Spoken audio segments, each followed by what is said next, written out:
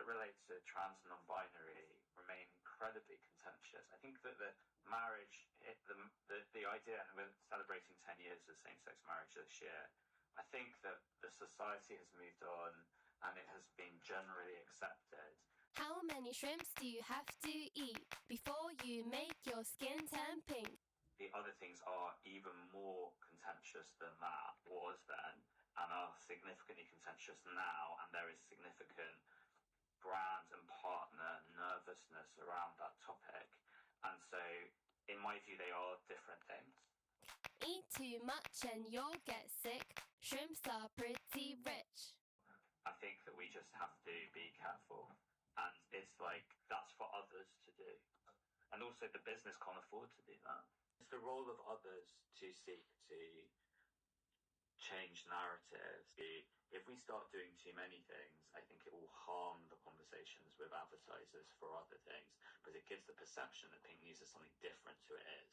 What we are is an entertainment content powerhouse. We don't want to be positioning ourselves as some sort of like charity. And so I want to end with a celebration to all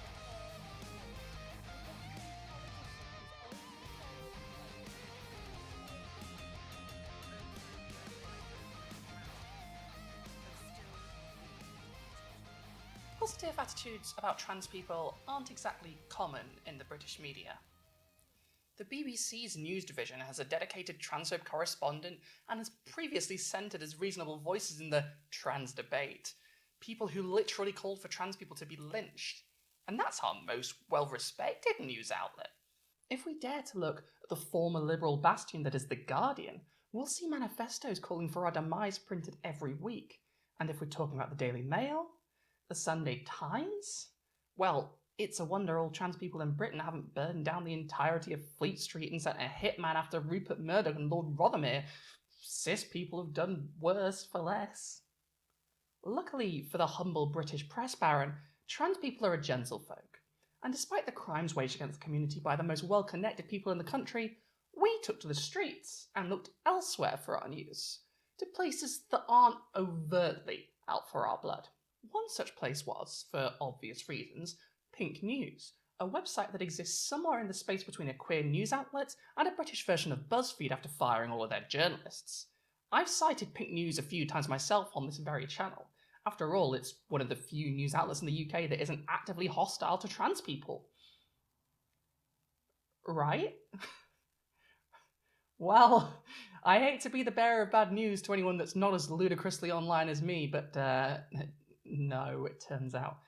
Recently, leaked audio revealed Pink News' now infamous head, Benjamin Cohen, throwing trans people under the bus because we're not advertiser-friendly.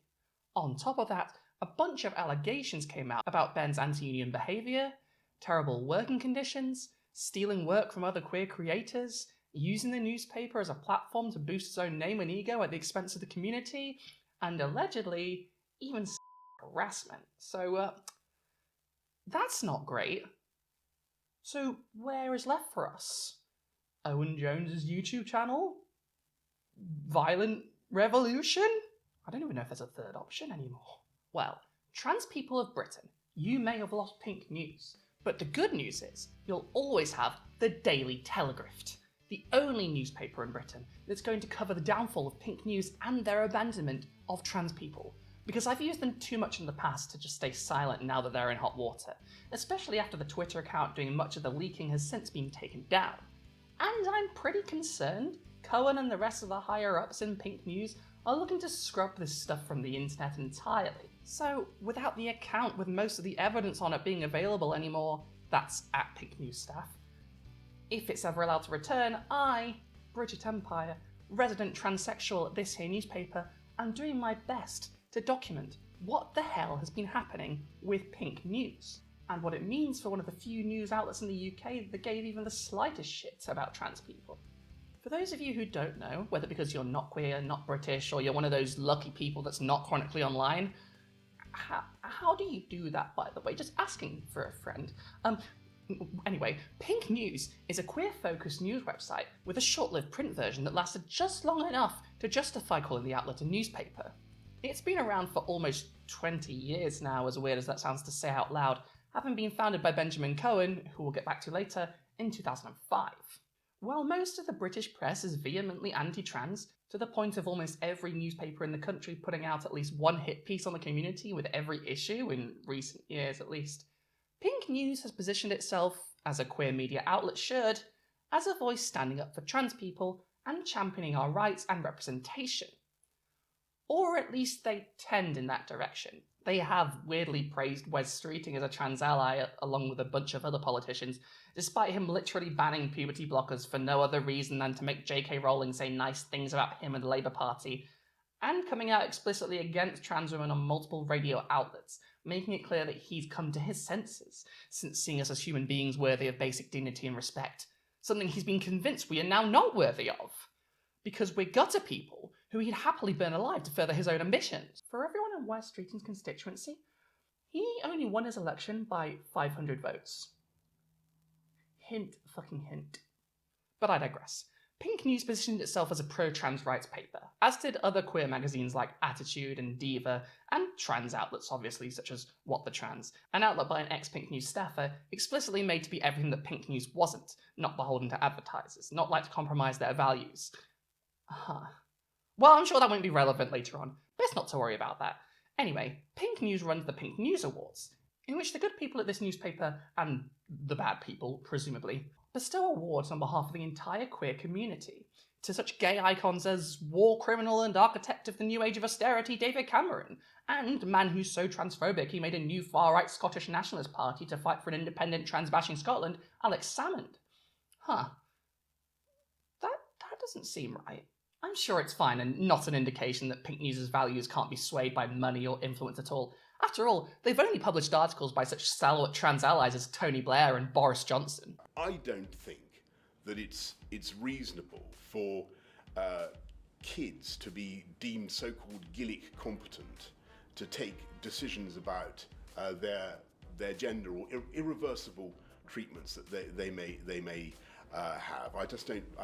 I think there should be parental involvement at the very least. That's the first thing. Second thing, I don't think that biological males should be competing in female sporting events. And you know, maybe that's a controversial thing to say, but it just seems to me to be sensible. However politically confused Pink News can be at times, however, they publish a bunch of important journalism, such as, well, let's look at their latest articles and see what groundbreaking fights they've been up to for the community. First of all, this Charlie XCX announces Brat Summer is officially over, which is very important for everyone who needs a reminder to stop bumping that, such as all of the Tory MPs Pink News keep commissioning articles from. There's J.K. Rowling calls Paralympian Valentina Petrillo a cheat, which for its length is a fine article, but it mostly just repeats the statements Rowling and the Olympics Committee made without making much of a point out of the fact that she wasn't a cheat. But to do that, the article would have to be a fair bit longer, and it's a news article, not an editorial piece, so for its length, it's fine. And for the standards of the British media, it's a fucking 10 out of 10. The bar is in hell. The next few articles after that are all about fracking baron, drag queen, and co-owner of a fascist bookstore, RuPaul Charles. From a drag queen from one of the 1,000 Drag Race spin-offs not wanting to come back to the show, to one of the most famous queens making a show about strippers, to, most importantly, this groundbreaking piece of journalism. RuPaul shares his huge converted 2-bedroom male drag closet. Breaking fucking news if I ever saw it. So, we have a good representative set of stories here. Mostly queer culture clickbait, but with the occasional important piece on the front lines of the fight for trans rights, though in this case, it appears worryingly neutral. And I would hope that isn't because of the leaked audio from Pink News founder Benjamin Cohen which kicked off the recent scandal, because if that's any indication, Pink News is not going to be covering trans issues for much longer. Because we're bad for business. God, I love it when people make it so obvious their principles are so easily bought. The leaked audio and the revelations that followed surrounding Benjamin Cohen, the work culture at Pink News, and allegations levelled at both the company and Cohen itself were made by a group claiming to be disgruntled Pink News staffers. This isn't new, unfortunately. Pink News staff have been trying to make their voices heard for a while about the bad conditions at the newspaper, without much attention. For example, Glassdoor reviews from former Pink News employees raise a bunch of red flags for anyone looking to work at the organisation, such as, "The worst place I have ever worked for my mental health. CEO and COO were bullies. It's impossible to engage in any meaningful conversation with any manager about career progression, working conditions, or pay, unless you threaten to quit. There are zero benefits to working for the company. Even the pension scheme is among the worst I've ever known. They're contributing the absolute minimum they have to. Abandon all hope, ye who enter here. I haven't seen anything more toxic. Whilst at Pink News, I witnessed and heard of so many incidents of the CEO's unprofessional behaviour towards employees. Whilst brought to the attention of HR and the COO, his husband, the behaviour does not change and there is no attempt for it to. On a recent company-wide call to all staff, he described anybody in the company who doesn't bring in direct revenue as a buffer for those who do. This company-wide call followed the first round of redundancies that were made. They are now onto their second round of redundancies, with more likely to follow. Sounds alarmingly similar to my experience working for the Labour Party after Starmer took over. So all of these testimonials were posted by the campaigning group Fossil Free Pride, whose name speaks for itself. They're fighting for Pride organisations to divest from all fossil fuel companies and those who fund them. They posted these testimonials in solidarity with the workers at Pink News, after word got out that those at the head of the organisation were suppressing attempts from the staff to unionise, ahead of Fossil Free Pride protesting against this anti-union action outside the Pink News Awards on October 2023. So, as you can tell, from all this being out in the public a year ago, allegations of toxic and anti-worker culture at Pink News have been around for a good while now. Not long after, journalist at the iPaper, Benjamin Butterworth, tweeted testimony that employees of Pink News described the paper as a toxic workplace, with many saying that Pink News' CEO, Benjamin Cohen, is a bully. He also alleged that around 30 staff had left Pink News in the months prior to these allegations coming out, and that the paper was facing a huge dip in revenue. And then we come to this year, when an account purporting to be run by disgruntled workers at Pink News under the Twitter handle @PinkNewsStaff and the screen name Pink News Leaks began leaking a bunch of really damning material painting Cohen as a bully and a possible abuser, who treats his workers like shit and is trying to throw trans people under the bus to please his advertisers. Which isn't a good look for one of the few outlets in the UK that isn't actively hostile to us, just existing. For days, the account posted leaks and allegations, drawing the attention of queer people, activists, journalists, and those who Ben Cohen allegedly was trying to drag down, fellow queer people at that, because he seemed to see them as competition, because Pink News needed to be the one queer voice in the UK people turned to. And then, just as I was getting ready to start the script for this video, figuring all the allegations were still up, the account got nuked from orbit. But many of the leaks still exist in one form or another, and testimonies from other accounts still stand. On Monday, August 19th, the whistleblower account that was recently cruelly taken from us by Elon Musk shared, in the words of Assigned Media, what appear to be audio recordings by Pink News founder and CEO Benjamin Cohen throwing the trans rights movement, and indeed all transgender people, under the bus for the sake of corporate sponsorships. In Cohen's own words, "Things that relate to trans and non-binary remain incredibly contentious. There is significant brand and partner nervousness around that topic." And when questioned about Pink News' responsibility to fight for the trans community, Cohen said, "If we start doing too many things, I think it will harm the conversations with advertisers. What we are is an entertainment content powerhouse. We don't want to be positioning ourselves as some sort of charity." The audio recording is, from start to finish, pretty damning, not least because it displays an attitude of the fight for trans rights being someone else's problem, coming from one of the few outlets that even tried to help us out a little bit. And Pink News isn't the only outlet that's been going down this path recently. Not long before this got out, the queer charity Stonewall started deleting trans-positive articles they previously touted with pride. And just this week, the Good Law Project, the only organisation left in the country that's had the guts to stand up for the trans community in the courts against a relentless assault on our rights and our ability to access basic healthcare, issued a statement basically saying fighting the courts on our behalf was just too hard. So they're going to give money to a trans charity instead. Thanks a lot, guys. Love being thrown under the bus. I can't wait to get flattened by a National Express. In the light of this recording being released, more allegations came out. Transgender activist, author, filmmaker, and founder of My Generation, Fox Fisher, for example, accused Ben Cohen of stealing their work, with trans racing driver and activist Charlie Martin chiming in the comments to say that Fox's testimony tallies with her own experiences with Ben Cohen. "I co-founded My Generation to make films about trans lives after my negative experience on a doc series. We hit the ground running, making docs which caught the attention of Ben Cohen. He DM'd asking to share them. I was thrilled and said of course, thinking he'd share the link. Suddenly I saw he'd ripped our film, added Pink News' brand subtitles, and posted it everywhere without adding a tag or credit back to myself or to My Generation. Films we made in our own time as trans people on a budget of nothing, with the hope to change hearts and minds. I was scared to message Ben and was considerate with what I wrote. His response was awful. He removed the doc and I felt like I'd been blacklisted. Suddenly there were less articles on me, and when something was written, my name wasn't mentioned, just a non-binary trans activist. I'd see Ben at various events at 10 Downing Street, award events, etc., and he'd blank me, either because of an annoyance with me, or perhaps thinking I'm not important enough to be acknowledged. Writing this now, I can't believe I sat on this so long. I didn't share this for fear of being seen like a troublemaker, for fear of not being included in contemporaries who attend parties, ceremonies, and events. I'm a people pleaser. I want people to like me, but I'm learning there's more important things than that. Shivani Dave came out accusing Pink News of publishing their pictures pre-top surgery, which is a huge yikes, and also mixing up trans people's names in the same article. What the trans founder and former Pink News employee under Ben Cohen shared her thoughts too, highlighting that Pink News only ever cared about money, not their employees, not the community they were supposed to be a voice for, just money, and particularly money in the pockets of Mr. Cohen himself. After gay marriage was legalised in the UK, there was a gold rush when it came to LGBT organisations. Suddenly being pro-LGBT was profitable, and not just financially. Pink News absolutely rode that wave, but you needn't look further than the Pink News Awards, which were always about creating prestige for Pink News. I know this because I was there when they were organising one.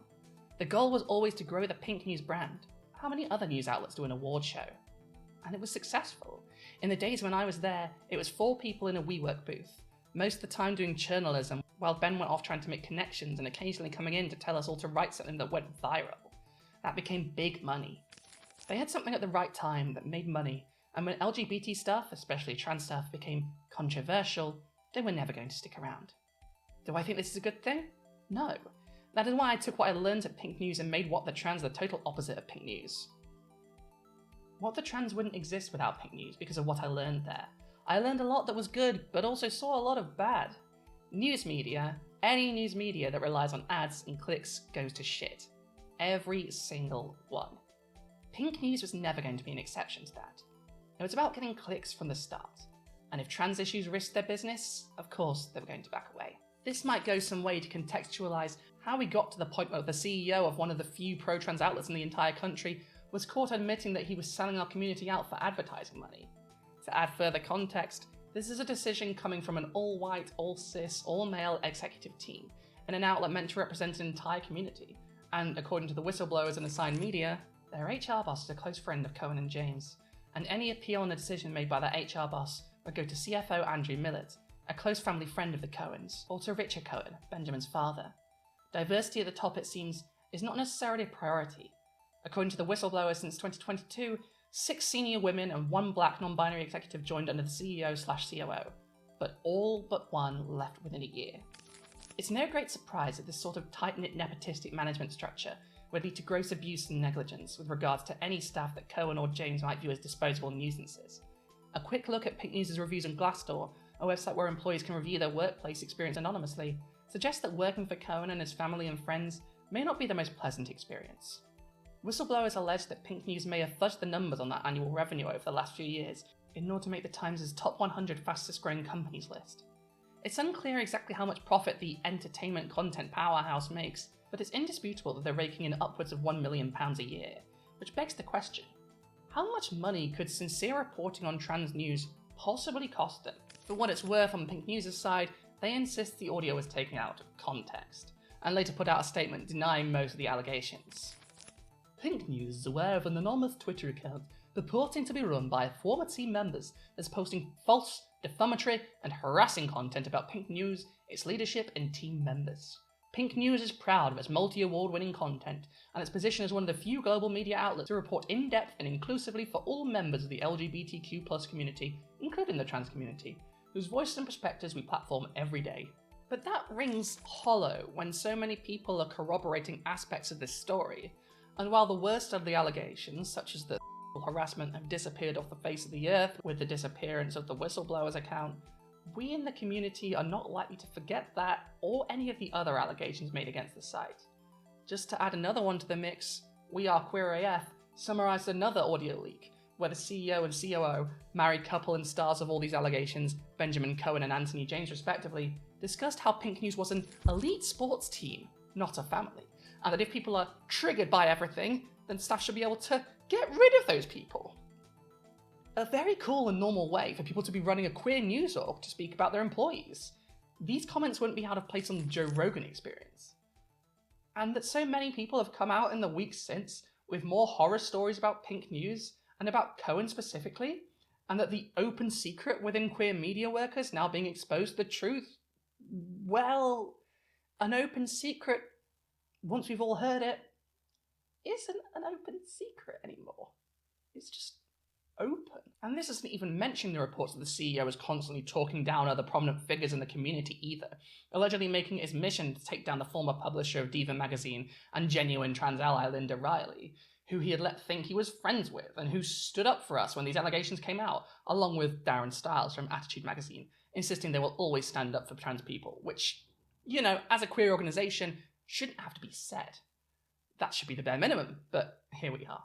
As Darren put it, I have platformed, supported and loved the trans community, unequivocally. If it's cost us advertisers, I've not noticed nor cared. I would rather be hated for who I truly am than loved for someone I'm not. Love based on a lie is of no worth. I believe that's a Kurt Cobain quote, but whether it is or not, those are beautiful words. And words I wish Pink News would dare to repeat, instead of insisting on chasing after checks, bullying employees and union busting. Now, I should clarify, just in case anyone is watching this that's feeling litigious, that I am not the one making these claims. All of this is alleged, and is sourced back to people claiming to be Pink News staff members, and whose identity as Pink News staff members seems to have been corroborated by the greater queer community. I am not saying I know these things are true. I'm not making legal definitional statements. What I can say is, I have heard the allegations, and I believe the allegations. And for me, it's important to put these claims out there and let my audience know. Because as someone who makes content about queer issues in Britain, particularly the state of trans rights and those who wish to stop us fighting for those rights, well, I've cited Pink News a fair bit in the past. I made an executive decision for the sake of my mental health while I was doing my PhD, and after getting therapy to pull myself back from the brink, that I would avoid reading anti-trans hate as much as possible. I block every transphobic account on my social media immediately, on site. Not because I don't think their mind can't be changed, but because at points in my life, I had people tweeting at me all day on Christmas Day, screaming horrific things, and the more of that stuff you read, the more paranoid you can get. You need to get out there and touch some grass. Realize that most people aren't frothing at the mouth.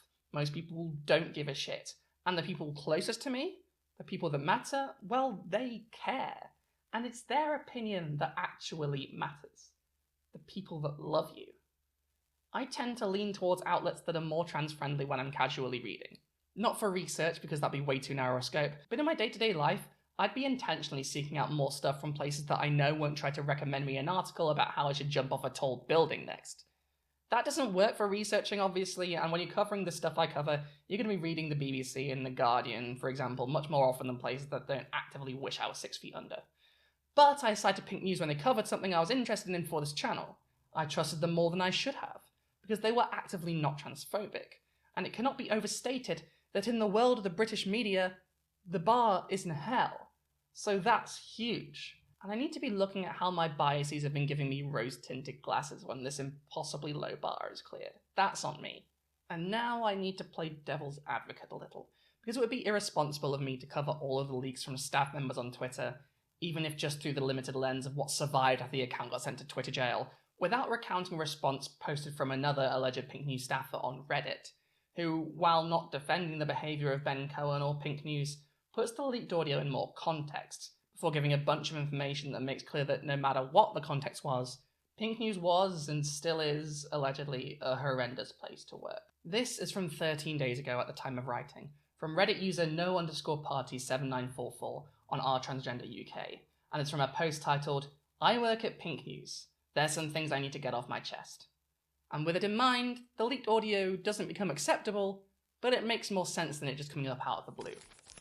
Firstly, I want to dispel some misinformation that's been chalking about, because as much as you have a right to hate Pink News right now, trust me, I'm there with you, it's best to do it accurately. The recording published by the Pink News Whistleblowers account, in which the CEO, Benjamin Cohen, says trans rights are too contentious, was recorded during a 2023 meeting about the idea of running a political campaign in the general election. He was wrong to say it. He should be criticised. But he did not say that trans coverage was ending on the website or social media. Quite frankly, he doesn't get a say in that. Ben has essentially no editorial oversight when it comes to what we cover. He has a lot of sway over the direction the company goes in, including which departments get funding, but he does not choose the stories we cover, nor would we allow him to.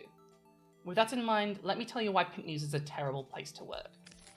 In late 2022/2023, Pink News began losing thousands in revenue, partly due to reliance on platforms like Snapchat, which itself was, and still is, experiencing difficulties. Reacting to this, the SLT announced in June 2023 that redundancies were being made and that a company-wide restructure was in the works. What occurred over the next year was some of the most chaotic, ill-conceived business decisions I have ever witnessed. Suddenly, departments were changed overnight. A quantity over quality ethos was chosen to minimize the losses. Changes included expectations of 7 or more articles a day, 24/7 coverage, increased workloads for video and audio teams, and even senior leaders considering AI tools. I heard rumours that our articles were being churned through AI to see how easily they could be imitated, but I can't verify this. It's also worth noting that Pink News' content teams are very small. Its editorial team consists of 7 to 8 people at any given time, and fluctuates constantly because retention is so low.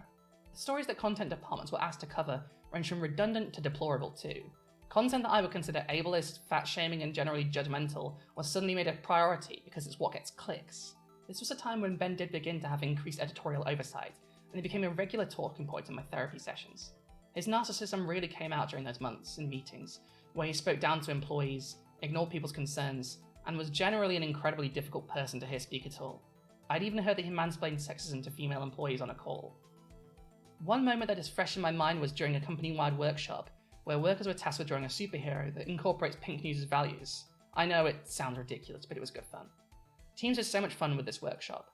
Some had made triumphant and passionate speeches dedicated to their heroes, others created backstories, and it was amazing to hear each team's idea of what Pink News' values were. But in the end, Ben decided, the amazing CEO that he is, to tell everyone that their drawings were all inadequate because they only represented our queer audience, not the mainstream general public, a comment I still cannot fathom to this day. And that's all you need to know about the way Ben views Pink News. It's not for queer people, it's about queer people. There's a reason he calls it the Gaily Mail, and it's because, during the months that he had more of a say editorially, the main ethos was to churn out as much shocking content about LGBTQ+ people as humanly possible. Luckily, departments in audience, production, and editorial pushed back hard enough for him to step back. This is where the triggered audio comes from. He's commenting on people's refusal to cover fat shaming and ableism. And since the birth of his son, he has rarely been seen at work if at all. These past few months without Ben's influence have been some of the best in my personal opinion. This is another thing I want to stress. Pink News has some incredible people working in it right now, and your anger should not be towards them. There are absolutely conversations to be had about the way that Pink News produces its content, and if you've ever had legitimate issues with our work, you are 100% valid for expressing them. Due diligence is part of our job, and we very much welcome it, but it's not something I feel is relevant to those recordings.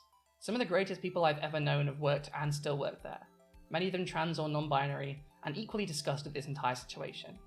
I also implore you to remember that journalism is an incredibly volatile industry, and that most employees aren't paid very much to begin with. Some struggle to make rent. Switching jobs is a long and drawn-out process.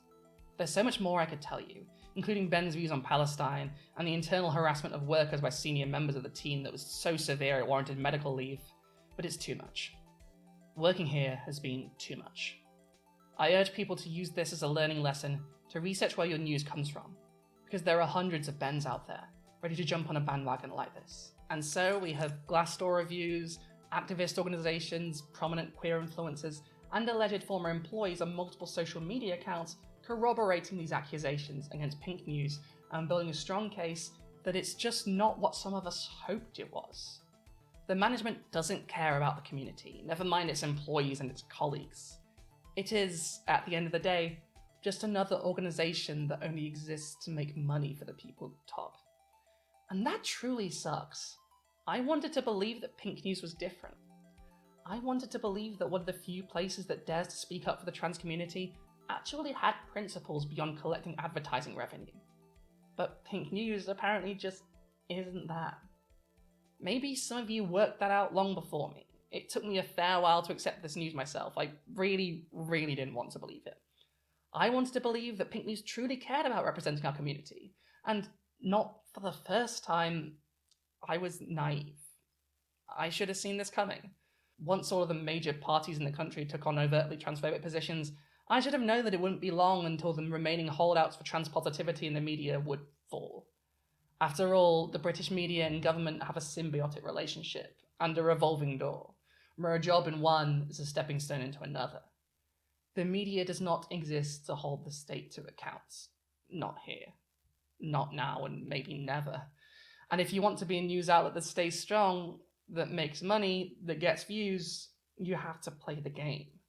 And that means leaving your principles at the door and preparing your tongue to lick the boots of whoever is in power. But we can leave the bootlickers behind us. There will be more organizations, more magazines, more websites, more activists, and more fights to come, most importantly. Both Diva and Attitude magazine denounced Ben Cohen's words, despite the potential risks of speaking out against a competitor. Independent transgender outlets are everywhere, and most don't run ads because trans people as a whole don't tend to be fans of the whole leaving your principles at the door thing. We, after all, tend to be some of the people that get thrown out of the door. And by the staff at Pink News making these allegations public, we can drive more eyes to places that need them. Independent sources. Places that aren't going to sell you out. I'll try and list some in the description of this video. Don't give up hope just because one of the places that claim to be in community with us turned out to be full of shit. It's not the end for us. We'll still exist, and we'll still write, whether we have a Pink News publishing our stories or not. And as for whether this is the end for Pink News, well, only time will tell. But unless, bare minimum, the management completely changes, I think it's going to be very hard for many of us to trust them again. You can only give someone the benefit of the doubt for so long. And when audio comes out of you openly saying we're expendable to you, well, that's a sign for me to leave you and your organisation to rot. For the rest of you, don't sell out your principles. Not for anyone, not for any amount of money. Keep the boot out of your mouth. It just doesn't taste very nice. And until next time, thanks for watching.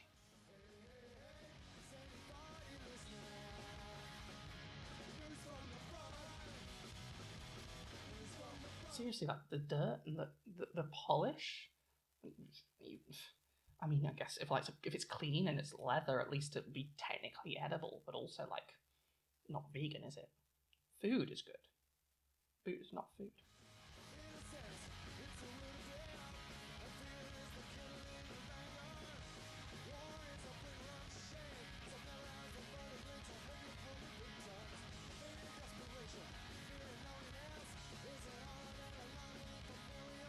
Hey! Thank you for watching this video all the way to the end. If you like this video, why not like it, give it a comment, subscribe, and tell your friends about it. Ooh, dear. Dear? That's not what we say, oh dear. Oh something. I am unfortunately parked oh my god. But please, someone, remind me to read my script carefully at the end. I tried to do this off the cuff, and I don't know why. I have these words right in front of me, and I always try and riff on it, and I always end up doing that sort of scatting when I fuck up. Anyway, I would like some money because I am poor, so if you have some coins burning a hole in your pocket and you hate to see a trying to let me down on her luck, why not help me get out of a massive, horrifying overdraft, and I cannot stress how horrifying it is, and send me some money. You can give me one-time donations on Coffee or PayPal, links below as always, or in Super Chats, that's the thing now. Or better yet, sign up to my Patreon or my YouTube membership. We get early videos, access to the members-only Discord, a Nintendo Switch friend code, and exclusive content such as long-form interviews with some of your favourite YouTubers. In addition to all that good stuff, you'll also, if you sign up, you won't get anything, and you just be incognito mode, I suppose. If you sign up, though, you get your name read out at the end of the video, which is better than signing out, like these people. Based Finger, Enter the Credits, Janelle, Mira D, Jade Senior, Boa Ia, James W, Martha and Orr, Tamsin, Bob the Builder 5445554, Isha, Nadine Della, Deborah Laboon, Vegish, Zelzathenium, Vince Whitaker, Amelia Unchained, Sarah Rudston, Jason Haig, Frank McMass, Susan Foster, Helena Real, Sierra Whiskey, Orestria, Annie Catkill, John N, Scully, Jan, Lloyd Luciente, Jason Cribbett, Shield Thaden, Robin Podolsky, Turtle Choom, Casual Observer, Manta Ray, Courtney Burmack, Sleepy Slug, Philippa Taboga, Soma Piglet, Brain Douche, Artie Wolf, Greg Noble, Deanna McMillan, Caroline Regalado, Alexandra Lilly, Howard Lott, Naren Nia Scarjan, and Joey Cobalt. Oh, your names are fun to say. Thank you very much for watching this.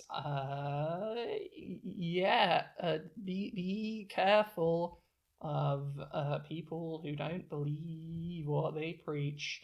And also, do not eat boot. It is not a food. It's not part of your 5 a day. It's not an essential food group. I would recommend instead of boot, you eat salad. Okay, goodbye.